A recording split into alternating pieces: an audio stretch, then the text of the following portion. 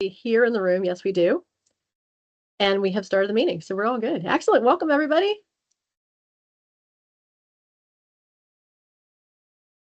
All right, the stage is yours. Yeah, thank you. So, hi everyone, I'm Megha Joy from the GDGC team. So, we're so glad to have all of you here. Welcome to Vantage, which is an online talk session on cybersecurity and AI. I'm so happy to introduce our presenter for the event, that is Ms. Philippa Burgess. She has a very extensive academic background that ranges from geospatial intelligence to urban planning and international relations.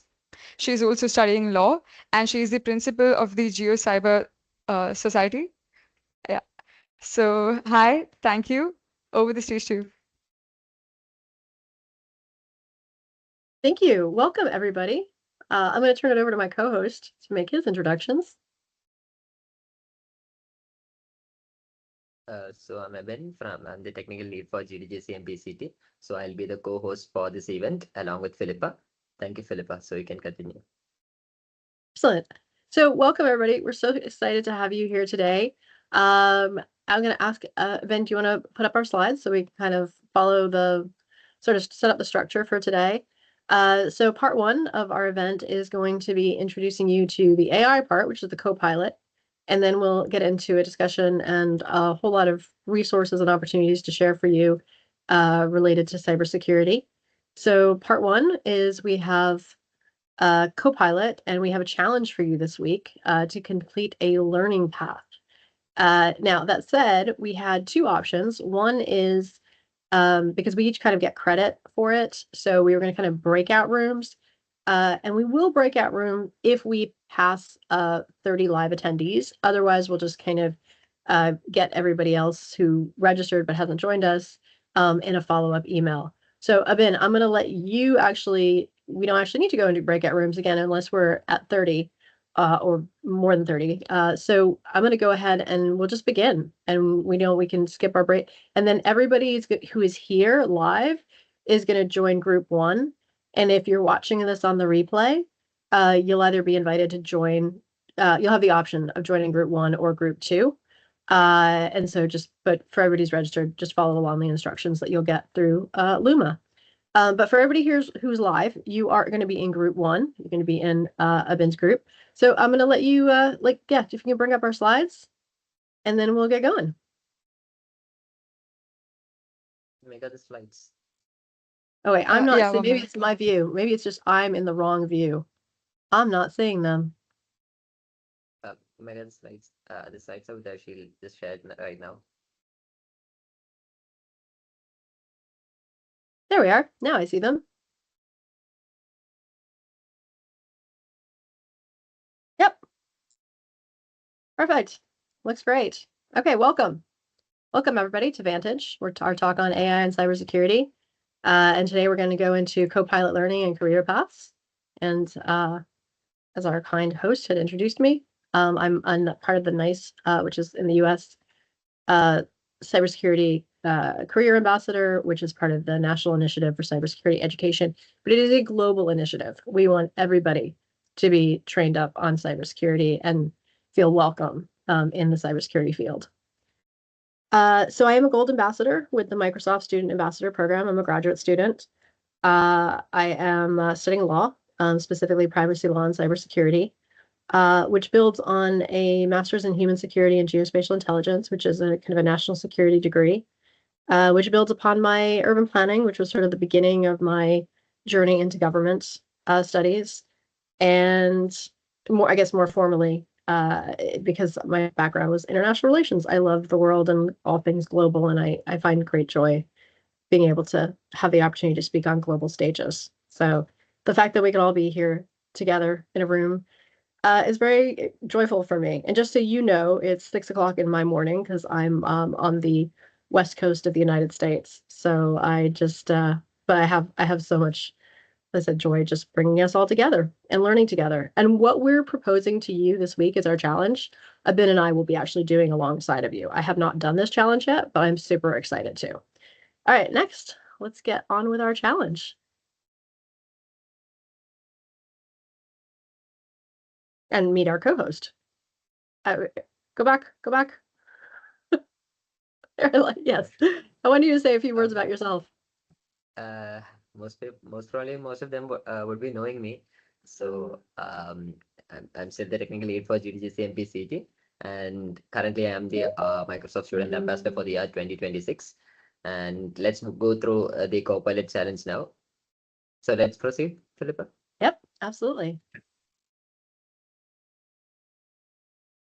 So we're going to get you all started on a learning path for optimizing workflows with Microsoft 365. And again, everybody who here is live, go ahead and sign up for group 1.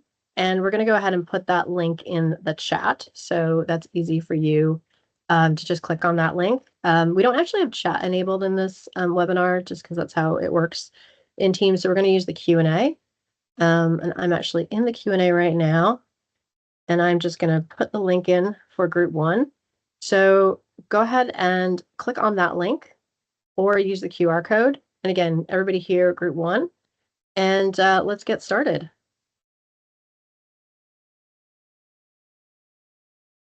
We'll leave that up for a second if you want to use your phone and use the QR code. I need to mute someone.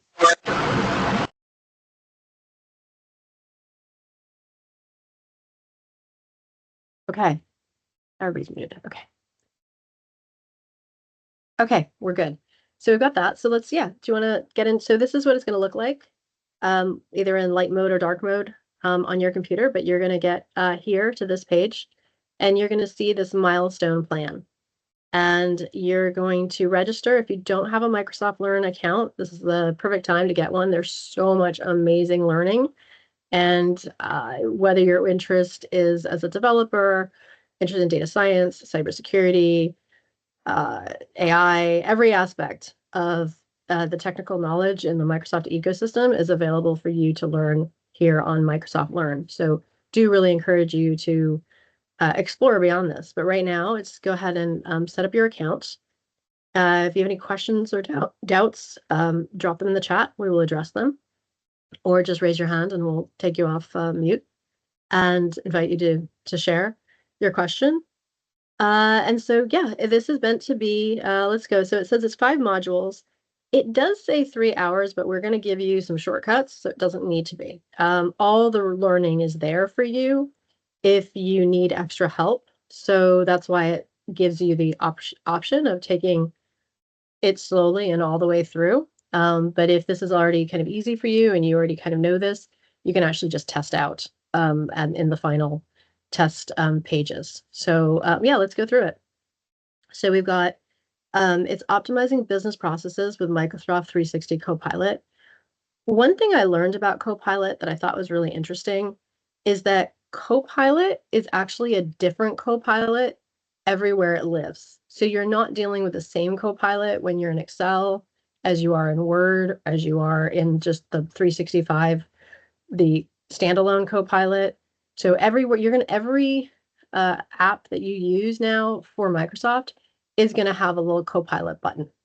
And that Copilot is specifically trained on the platform that you're using it. So if you find that it's super great in one, maybe it's not as great in another, or if it's not as great in one, you might find it much better in another. It's still learning, it's still being trained, it's still taking your feedback, but it's everywhere. And that's why this is one of the foundational paths that Microsoft gave us to give to you to say, hey, this is where everybody should start to really be AI proficient, because you're going to see this everywhere. So it's really good to know how to optimize it, how to use it, and also how to think in terms of responsible AI.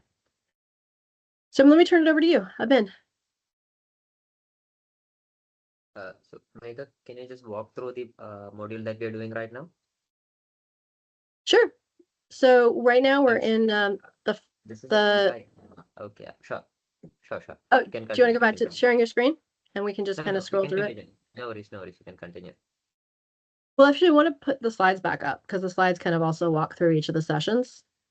So this is the introduction, and so we've got that. So everybody should be on the learning path. Can I get a show of emojis that everybody has gotten the learning path downloaded? And you can also download the app on your phone as well. Can I get some emojis? Confirming. Yes, you've got it. Yay! All right, I see. The party has started. I love it. Thank you. Okay, great. All right, and you have until Friday, and we want to get you set up to be successful and to take as long or as little as you need to get through the 5 steps. So I want to go to the next slide. So you start on this learning path, and then you also, so there's group 1 and group 2. So again, if you're watching this in replay, we'll probably invite you to come join group 2. This way, each of us kind of get credit. So every time you achieve this, we celebrate because we get our credit for being part of the program. So we really appreciate you participating. So we're all here to kind of help each other. What you're going to get: Copilot, workflows, responsible AI. And so next slide. Okay, and you'll also get 12 months of free Microsoft 365 Premium, which includes that standalone Copilot, which is a great tool. Oftentimes, I have now my council of AI. So I often do projects, especially if I'm writing. I write a lot of mini books. I'm going to share one with you for cybersecurity as a post-event resource. I actually run it through and kind of get the advice of the different AIs. So I use Copilot, I use ChatGPT, I use Perplexity, I use Claude, and I use Gemini. And they each have different skills and do things differently and accomplish different tasks. So now you will have access to the full Copilot. So this is a great resource. And again, as long as you just confirm you're a student, you have access to this. Okay, next. All right, so what you're going to get within this is the Copilot chat, and it showcases the common Copilot prompt flows in the 365 apps. So including PowerPoint, Word, Excel, Outlook. And it's really, for PowerPoint, it's quite amazing. You can just give it a prompt and it will draft your entire PowerPoint presentation. Now you will need to go back and edit it, but if you want a starting point, it's pretty good. I also find with Copilot, though, just my experience with it in certain apps, is that it needs more RAG, which is that augmentation. So as much as you can inform it about your project, your knowledge, what you already know, it's a really good editor. It's a really good polisher, takes it across the finish line. But I find it's very generic if it doesn't really know what you're talking about.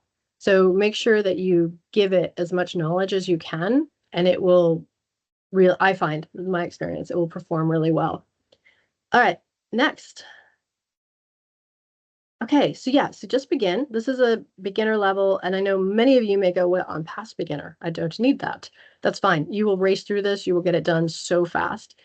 One distinction I want to make is that there's a difference between certificates and certifications, and also just learning paths. So obviously there are many exams that you'll take in class online that are proctored. You do not cheat. You do not use AI. You bring the knowledge that you have and you apply it. Then there's the certificates. You kind of go through the modules. And here it's like, if you need AI to help you, use AI. It's fine. You're not cheating. You're just, because these are for your own learning. These are for your own growth. And so and then the same thing with the labs. The labs are absolutely there for you if you need the time and you want to go through it in great detail because you need that. They're there for you. If you don't need a lab, you can skip a lab. So just use what you need to get it done as efficiently as possible for your own learning. Again, these are not proctored exams. These are for your benefit and for your learning. Okay, next. Okay, so this is what it's going to look like exactly. You're going to see module 1, I'll unlock productivity and unleash creativity with AI-powered chat. So you just go through these. So you've got the introduction, understanding 365 Copilot chat, optimizing your workflow. So they go pretty quick. These modules are read only, and they'll give you a hack because I, having done 3 master's degrees, know the power of read it to me. I love audio. Especially, I have so much respect for, I know for most all of you, English is a second language. So you can translate this, and I believe, into your native language as you go through this. But I highly recommend audio. And if you need a translate feature, I believe it's there. So you can make it as easy on yourself and however you like to read or study. Okay, next. And also pointing out that that exercise was optional. So again, that's why like it looks like it's longer than it really is. Yeah, and this is what it's going to look like. It's just you read through it and then keep going. And then you just, when you're finished, there'll be a little quiz. And then and again, if you need any help with anything, just ask the AI. It will help you. And then at the end of it, you've succeeded in accomplishing the learning path. We ask that you finish this by Friday, the 28th. So that's the challenge time. And we will send you a certificate from our program, from the Microsoft Student Ambassador Program, to add to your portfolio, to share on social media. Everybody always knows if you tag me, I always repost it. So a good way like just to expand your reach. And there you are. So yeah, so we invite you to finish it by Friday. And next, if you're new here, I noticed a few more people have just joined. Go to the Q&A and click on the link and download the learning path. And that's what we were talking about right now to get started. And again, for me, I used Microsoft Edge and the read aloud feature for, I would say, most of my online readings. That is just how I have gotten through grad school. So if you're not familiar with that, it's those three little dots on your Edge browser. Go to more tools, go to read aloud, and then you will get the little play button. And that is how I've made it through grad school. And if you need any help with these learning modules, again, there's always ChatGPT and there's always Copilot who can help answer any questions if a concept is new or you just need extra help outside of the learning path. And that's it. That brings us to the end of our kind of Copilot onboarding. And you'll unlock your productivity, you'll unleash your creativity with these AI-powered chats. And so we just wanted to, you'll be better at working with your files, your meetings, your chats, your emails, people on the web, and you'll basically just have all the Microsoft productivity tools you need, and now just AI enabled for both creativity and responsibility. So, because AI ethics are also like an important part of understanding and working with AI. And I think that's the conclusion of part one. Are we ready to go to cybersecurity? I think we are. Sure. Here we are. All right. Excellent. So I just wanted to confirm everybody's onboarded. Does anybody have any questions or doubts or challenges just with the Learning Path Challenge? And can we count on you all to get this done by Friday? Excellent. I mean, honestly, you can probably knock it out within an hour. And especially, like I said, if you use, and also with the read aloud, you can change the speed. So I often go a little faster, so it just goes quicker. But that's how I study. Okay, so cybersecurity. Cybersecurity is being transformed by AI. So both the attackers and the defenders are using AI. Just that is what's happening right now. It is in really kind of scary, actually, when you look at it, because there's so many ways that AI is vulnerable, and AI is making everything easier because you can ask AI, how do I break into the system? Not that you should be asking that, but that's obviously why we also have ethical hackers, the ones that want to find the vulnerabilities in a system so they can protect that system. So those are terms that you'll hear in cybersecurity: red team and blue team. So the red team is the one who attacks, so they can look for the vulnerabilities in the system. And the blue team is the one who defends and protects. And they're the ones who, like, their entire job is to look for and scan for breaches and attackers and protect and defend their systems or contain the system. And then sometimes you'll have what they call purple teams, which do a little bit of red teaming and blue teaming. So those are terms you'll hear often in the cybersecurity world. One of the things I think is a misconception about cybersecurity is that it's only for certain people who have certain skills or they're very fancy, and they're not. The reality is, how many people here use a code on your phone or your computer? Do you have any kind of password or security for your phone or your computer? Give me an emoji on that. Give me a thumbs up if you use any kind of security. Okay, we got one person who uses security. That person is doing cybersecurity. All right, I got a question.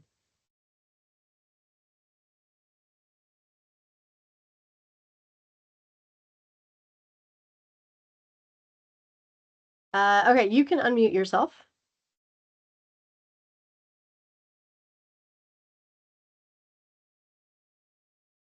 All right, if you have a question, yeah, I saw a hand raised, so feel free to come off of mute. But anyways, everybody should have passwords enabled on your phone, passwords enabled on your computer, and you are doing cybersecurity. Anything that you're doing to protect and defend your systems is cybersecurity.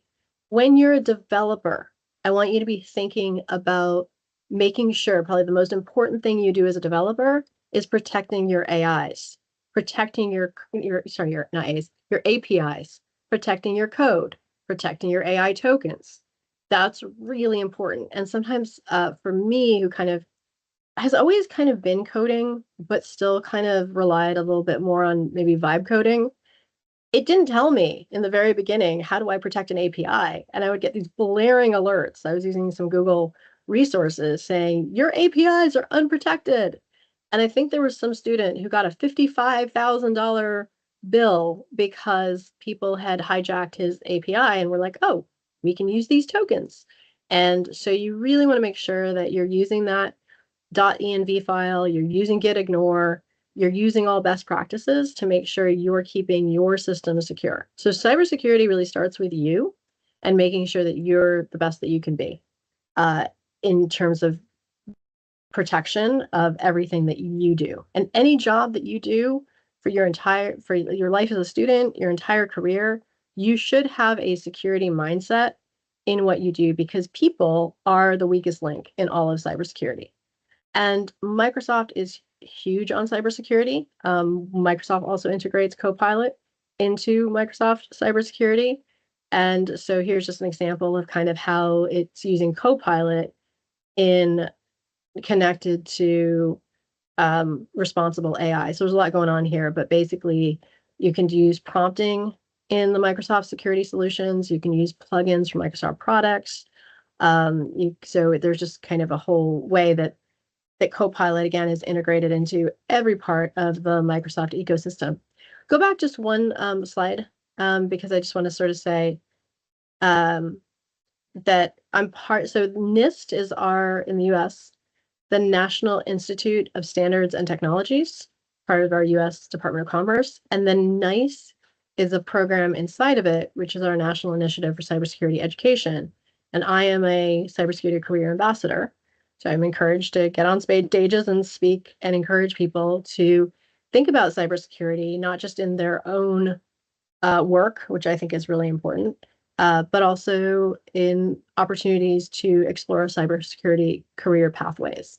And there are lots and lots of opportunities in cybersecurity, and they only continue to grow and change. And when you come in with a developer background, when you come in with AI, you have so much to contribute to the field, because that's where everything is going. And a lot of people who've been in the industry for a long time know some of the major foundations of cybersecurity, but they're really still having to figure out the AI piece of it. So you have an advantage there, and you can add and bring a lot to the field. Okay, so let's keep moving along. All right, so one of the things that, and this is particularly what I study, but and we'll go into like the different fields. But one of the things when you think about cybersecurity is this idea that the foundation is the rules, the framework, the law that it exists in. And there's privacy.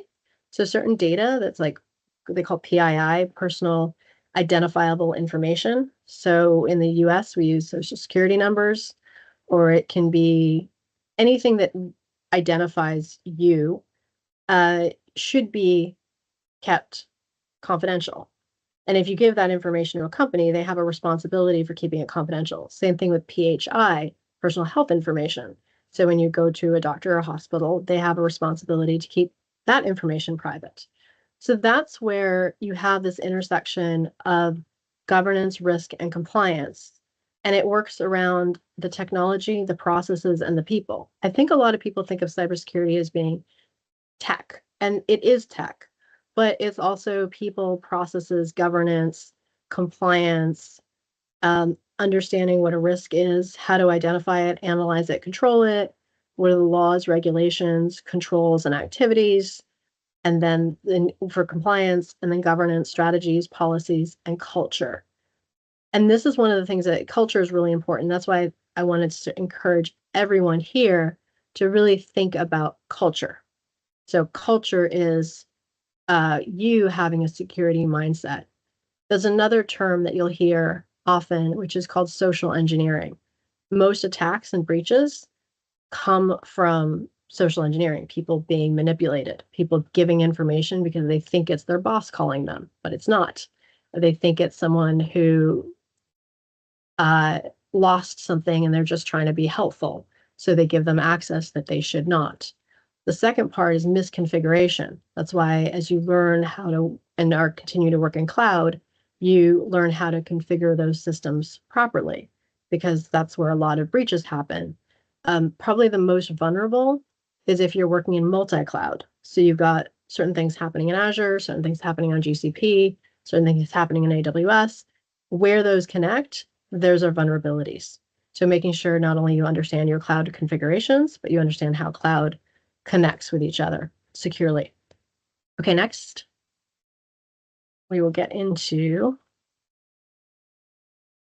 Okay, so NIST has a cybersecurity framework. So wherever you are, you can kind of look at what your security posture is. NICE has a cybersecurity career framework that we're going to look at next. So this is when you're thinking cybersecurity, you're thinking about identify, protect, detect, respond, and recover. Cybersecurity is important in the fact that there's always going to be attacks. There's always going to be breaches. There's always going to be data leaks. You just have to minimize the impact. You have to know how quickly you can identify it. There are big stories of things that went on for weeks and months, and nobody knew the attack was happening. And they were just able to exfiltrate data, like take data out of the company, because they didn't have any barriers to that. Like that's like one of the like security features. You can limit how much data can be exported, and just seeing what's happening, and knowing what your baselines are. What does regular look like? What does normal look like? And so you can tell when something not normal is happening. So well, first you identify, like, what are your assets? What is the business environment? What governance do you have? What's the risk assessment? And what's your risk management strategy? So you're never going to eliminate a cyber attack. You are just going to minimize it and have a playbook for what do you do when it happens. And hopefully you've separated your systems so that an attack can be contained. Identity and identity management is what we're seeing as a trend, is like the biggest trend right now, is that's how the attackers are coming in, is they're just pretending to be someone else, or they're getting someone's credentials. So you protect it. You would carry access controls. You have awareness and training. That again, that's you are a big part of that. Data security, info protection, processes and procedures, maintenance, making sure you add your patches and just keep things, and then just other protective technology like deploying Microsoft Defender, among others. I have a resource that we're going to send to everybody from one of our events that basically introduces you to the entire Microsoft Security Suite and all of just like the main terminology of cybersecurity. You to detect, again, you look for those anomalies or those events, security, continuous monitoring, and detection processes. So when we talked about blue team, that's that job of the blue team. They're there to all that identify, protect, and detect. That's the blue team. Now the respond, and actually blue teaming does a lot of this. Again, the red team is the one who looks for the vulnerabilities and is the ethical attacker. So respond, your respond planning, communications, analysis, mitigation, and improvements. And then you recover. And what's your recovery planning? Again, continuous improvements, communications, to get back to operational. Some breaches are small, some are massive, some are detected quickly, some literally take months. And some it's reputational damage, it's financial damage. And what are they doing? I mean, they're malware, phishing, it's like they're do ransomware. So there's a whole suite of it's a whole other conversation of like what are the attacks. But for now, we want to get into a little more of like the career pathways. But this just gives you a sense of like what is the landscape of cybersecurity. And so NIST has these frameworks, so you can kind of go check step by step with any business environment, just like you're looking at business processes with our Copilot 365 learning path. You can now think of any of those processes and how you can apply just a cybersecurity mindset to it. Okay, next. Okay, so now we get into the careers. What can you do in cybersecurity? And there's a lot. There are standalone cybersecurity roles where you are a cybersecurity professional. There are also where I am and what I do is there are embedded cybersecurity responsibilities. So I'm actually a spatial data scientist. I make maps. I make maps with data. I'm a data scientist. That's my core. I'm a data scientist in government. I do national security. So within being it's like geospatial intelligence, it's like satellites taking images of Earth and then adding data layers, and that's the world I play in. But it became really obvious to me that if I'm working with classified confidential information, I should probably know how to secure it. And that's what led me into the privacy law and cybersecurity degree. So my work is as a data scientist who is very cybersecurity aware and uses these practices every day. Now there are other jobs, you are just a cybersecurity professional, and that is a lot. There's a lot that goes into that as well. So just keep in mind, you can have standalone or you can sort of have hybrid or adjacent. And then in my mind, absolutely everybody who touches a computer or a cell phone or even a door should know how to lock it and secure it. So you've got jobs that are oversight and governance, design and development, implementation and operations, protect and defend, investigate, cyberspace intelligence, and cyberspace effects. So all of these are different places that you can explore, and there's a lot of resources you can go to look at your skill set and where it might best fit in the world of cybersecurity. All right, next.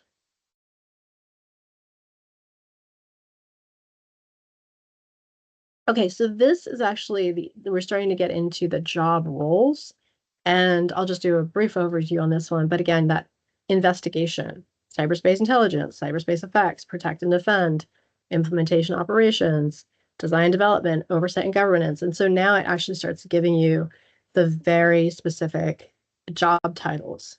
So we can look at some of them here that are technical support, system security analyst, system administration, network operations, knowledge management, database administration, data analysis. You've got technology research and development, systems testing and evaluations, system requirements planning, software security assessments, secure systems development, secure software development, enterprise architecture, cybersecurity architecture. So there's, again, that's like just naming a few, but you can do a deep dive and there's many resources that will help you see what the opportunities are and then see what the paths are. Cybersecurity in particular very much depends on certifications. And that's why doing a learning path like you're doing now, real quick, get a certificate, get that credential, is just the beginning of training you. Because if you're going to go cybersecurity, and we all are in cybersecurity as I'm concerned, because we all need to protect and defend even our own resources, that you want to just get comfortable with continuous learning because that's what it's all about, because it's constantly evolving, it's constantly changing.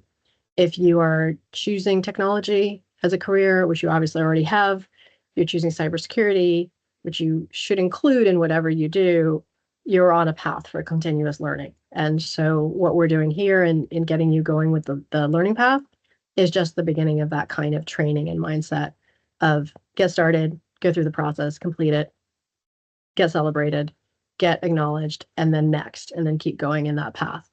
Okay, let's keep moving on this. Okay, so this is just going again further a little bit more into what we're talking about, these different career paths. So securely provisioned, so conceptualize, designs, builds secure information technology systems with responsibility for aspects of systems and network development. You operate and maintain, you provide the support, administration, maintenance necessary to ensure effective and efficient information technology systems, performance, and security.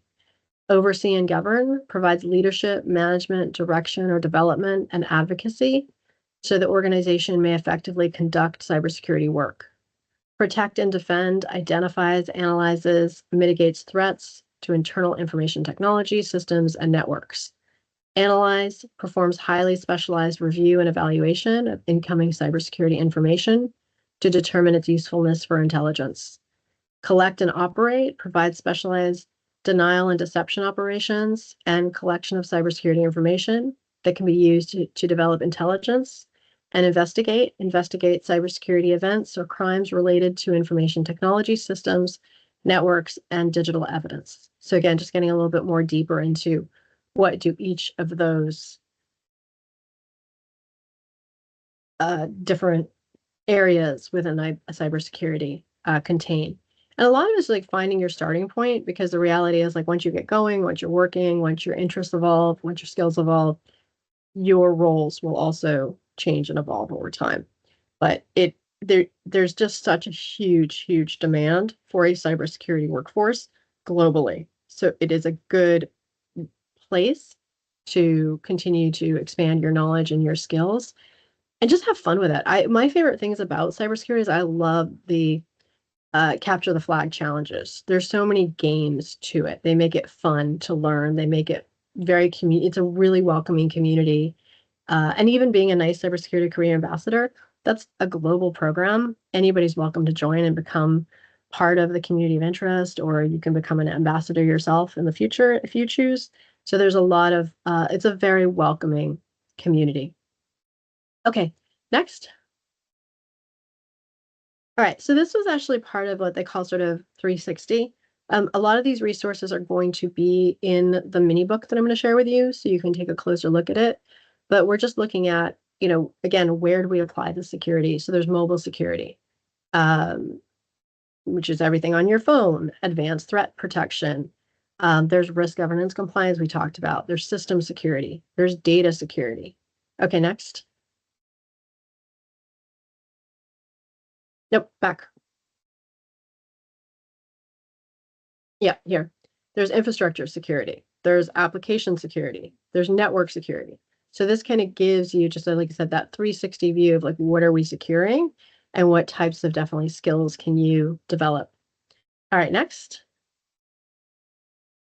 Microsoft Security, which is a really robust part of the Microsoft ecosystem, is also an amazing resource. So on Microsoft Learn, there are, I haven't created yet, but we certainly can, cybersecurity learning paths. I remember one exam that I was taking, I was getting prepared for, and as I was studying, I went through the Microsoft Learn cryptology learning path, and I was so glad I did, because everything on that exam tied directly to what I had learned in that learning path, and I was so grateful for it.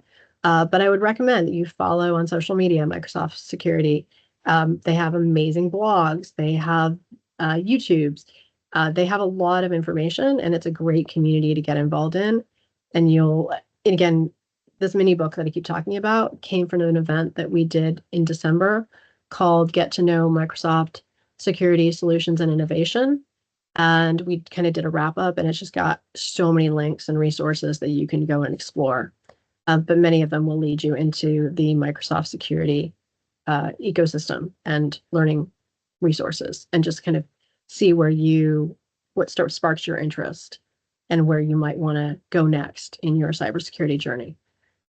Next, I think we're about to wrap this up. Yeah, thank you.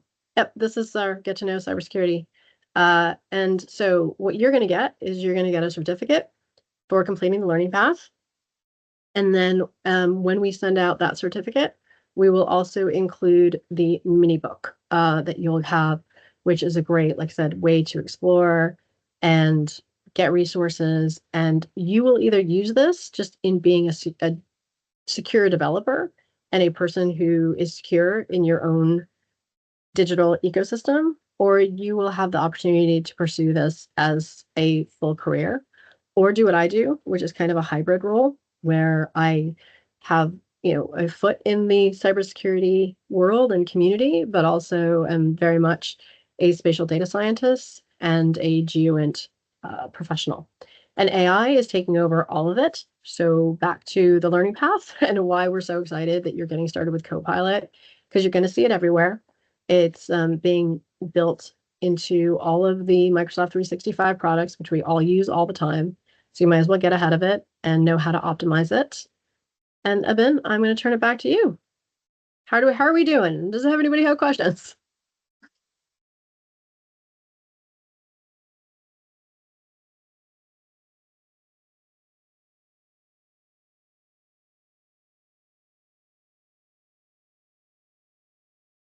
Hello, hello. Okay, so yeah, I'd love to hear from you. And if you want to put it in the chat or you want to raise your hand, I'd like to know what maybe one of your takeaways was from today.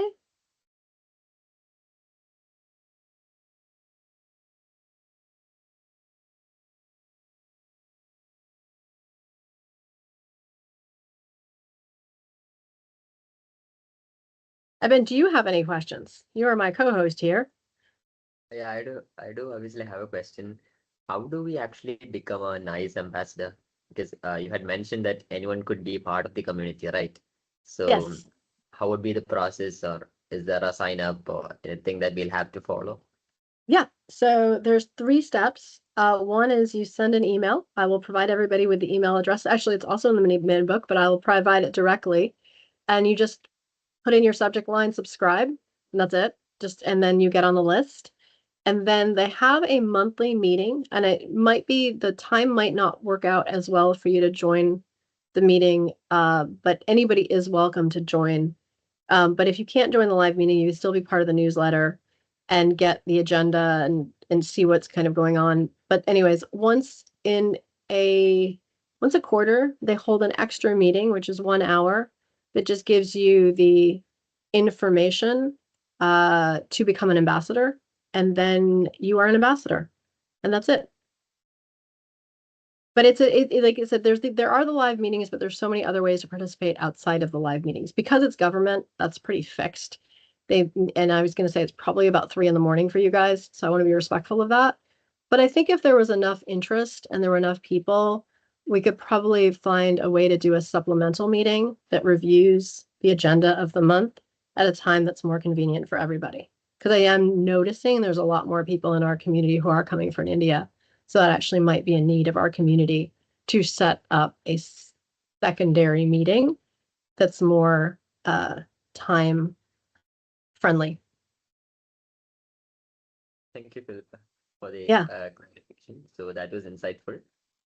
So the session is open to question and answers. So if anyone wants to ask questions, please raise your hands or either put it in the chat.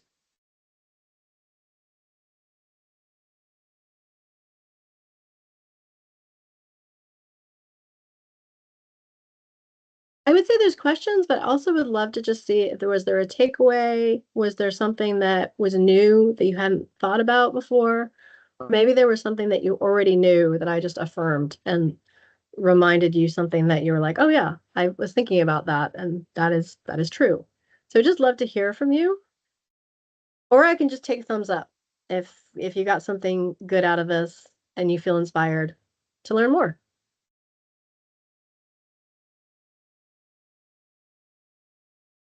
All right, I got some thumbs up.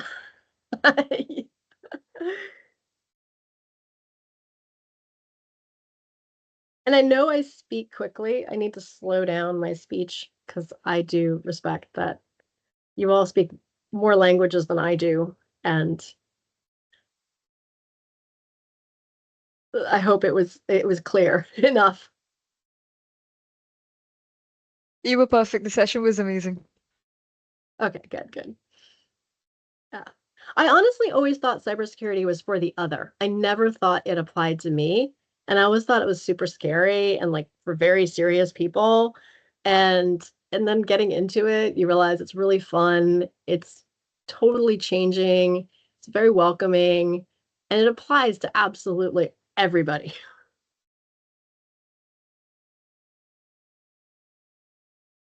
So my perceptions of what it was and my reality of what it is are very different, which is why I love to speak on it and love to make sure people know that it's a very welcoming community, and it doesn't matter how you apply it. You will, even if you just only apply it to yourself, you're winning, because there's a lot of threats out there and we all need to protect them. And I didn't see that many thumbs up when I said, who has a code on your phone or on your computer? Everybody here, please make sure you have a code on your phone or your computer.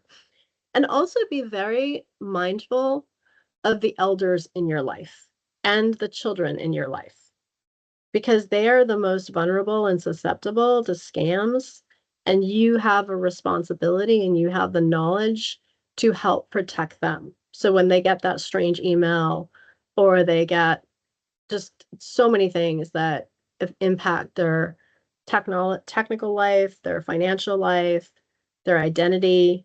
So make sure you're looking in and asking questions to people in your life who aren't as comfortable with computers as you are and with cell phone technology, and make sure they're staying secure online. That's like a very important responsibility we all have. Philippa, we have a question in the Q&A. So Yes. it's like a comment to the link which you have shared. So could you please check that? How do I prepare for cybersecurity roles in the US?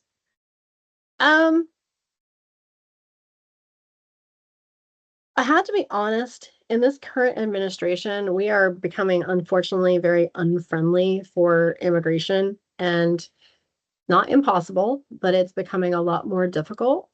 So I think that my strategy would be more about just becoming the best of whoever you are, wherever you are, and not necessarily focus it on the US, but just focus it on your own optimal development. Now, if that leads you to the US, that's great. I think in terms of immigration terms, they're always looking for things that are not available in our traditional workforce, which tends to be a lot more focused on the engineering and the technical, because our culture does not emphasize that. So the deeper technical roles, but it's a little bit of a, I'll explain it. You need to do both. You need to be deeply technical, but they also want to know that you're very public and you have a brand and you have a following and you have an impact, which is really hard because the people who are outgoing and do all the public stuff aren't always as deeply technical. And the people who are deeply technical aren't always that public.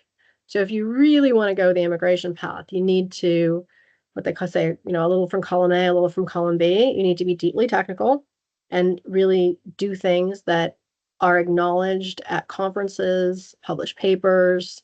Like you have to be the best at what you do technically, but you also have to be very visible and very public in your work. That would be my answer to how do you, do it within the US process.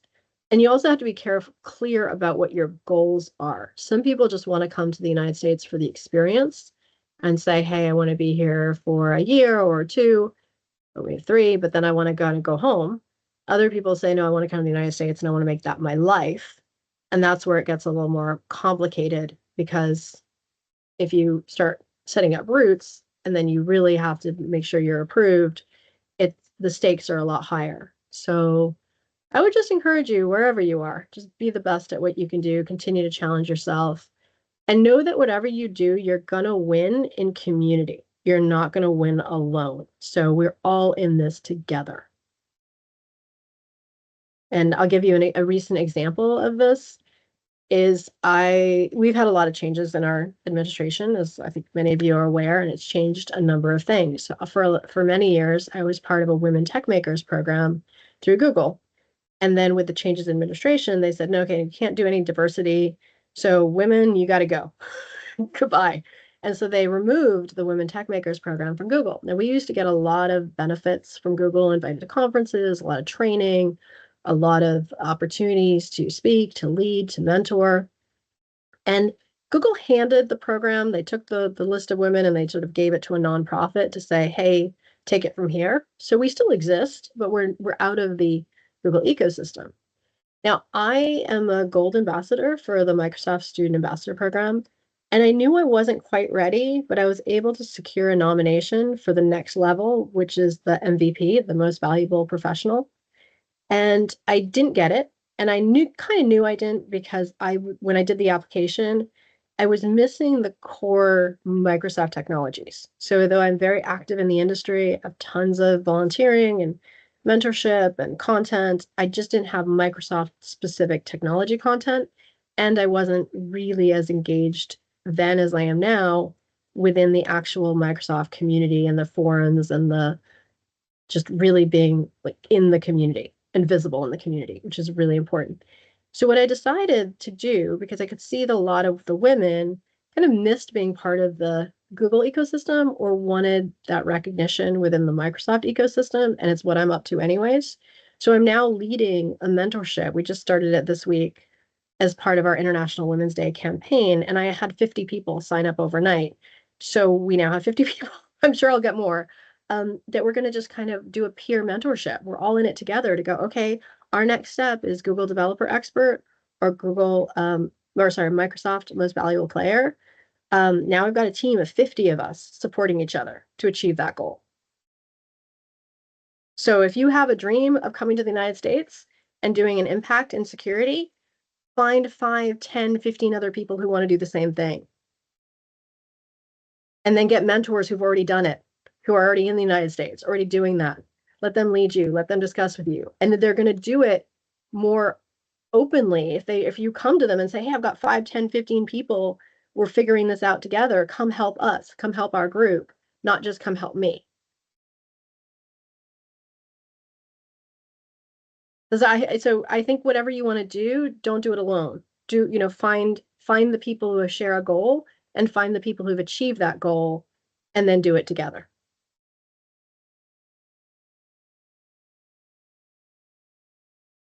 So I hope that answered your question.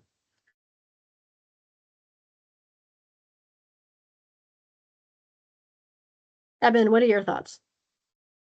Yeah, I do feel the same wherever we are.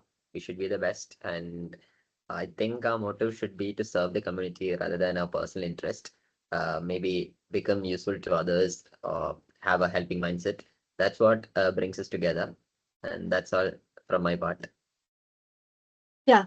And I think actually just adding on what you're saying about having a community mindset and sharing, you can achieve your own goals. Like my goal is to move towards MVP. It's my goal. So it's a peer mentorship. We're all in it together. So you learn and grow as you lead and serve. And so you'll get as much out of it as you give without even thinking about it. And I'll give another example. So for example, in 2024, in January 24, I started my first official law school cybersecurity class. And so I really was like, okay, I'm in the industry now. I'm feeling that I'm official. I've signed up. I'm a student, but I'm ready to be part of this community. So I joined Women in Cybersecurity. It's just an association. And I was part of Women Tech Makers, and we do kind of an annual campaign. And I kept seeing on social media all these women saying, I've got my certification, I've got my credentials, and I'm feeling lost. Like, I just don't know where to start. And I was like, I don't have the answer, but I think if I pull us together, we can figure it out together. And I have the backing and support of Google. So let's go. So I got 50 is my number. I got 50 women came to join that mentorship. And I learned that you don't get into the industry, you don't look for a job in cybersecurity. What you do is you get into the industry in cybersecurity. You do the hackathons, the capture the flags. you follow your certification path, you find your people, you just get into it, and then the jobs kind of appear. And that was what happened with everybody. Once they had confidence, once they had a community, and that they were constantly given different resources that they could choose, whatever felt was applicable to them, they all started to thrive and grow. And it's so exciting to see now, 2 years later, what they've done in their careers. And that was possible because we came together as a community. And then I didn't, and after that, the next year, I saw an opportunity for another mentorship, and I was like, okay, I've led this mentorship over here. I wonder if I qualify to be a mentor in this more professional, like other program working with veterans, military veterans who are transitioning into cybersecurity. So I raised my hand and I did that program, which was a 12-week, very structured mentorship program. And I was on a panel of mentors. I met the most amazing people and I loved it. And then after that, by being a mentor there, I was invited to now be on a board of advisors for a global cybersecurity workforce alliance. Through that, I ended up meeting a Microsoft full-time employee who's been actively recruiting me for a role, but the roles weren't right for me.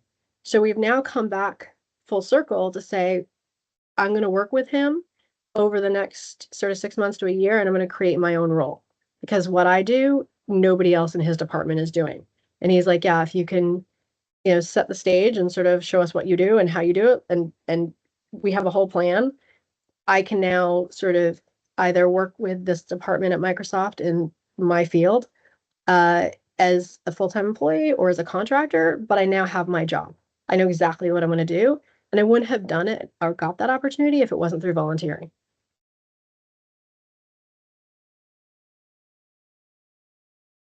Sorry, that was a really long story, but it just says when you show up, you don't know what wonderful opportunities can reveal themselves. And show it with passion, because what got his attention was my joy and love for the Microsoft student ambassador community. And so when he saw that my values related to Microsoft were aligned with his, there was the sense of, I need you on my team.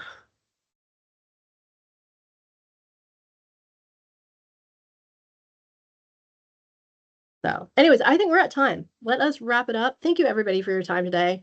We are so excited you're here. We are so excited for you to do this learning path and to complete it. And again, everybody is here today. You are all our group 1 people. So thank you for that. And we're going to chase up everybody else who registered. We had like 90 people register. We had 30 people here today. Get them onboarded with group 2, and we'll get everybody going. And we look forward to celebrating you, getting you your certificate.